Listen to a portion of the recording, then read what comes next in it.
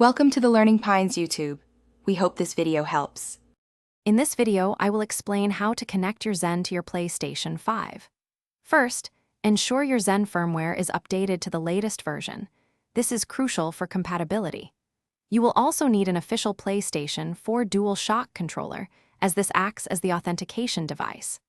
Gather all your necessary USB cables, including one micro USB for the Zen and two standard USB-A to USB-C cables. This preparation will make the connection process smooth and straightforward, allowing you to enjoy enhanced gameplay quickly. To begin, you will need your Zen device itself, ensuring it is ready for connection. An official PlayStation 4 DualShock controller is absolutely essential.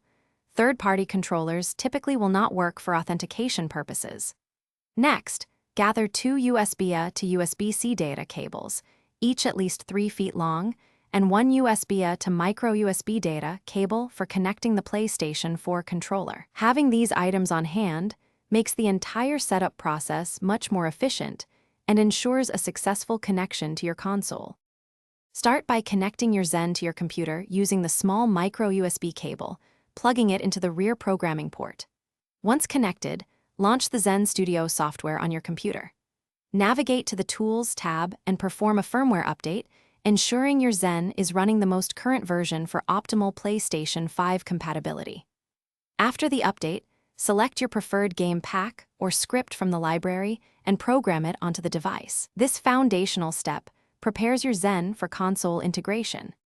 Now, it is time to connect the components to your PlayStation 5 console.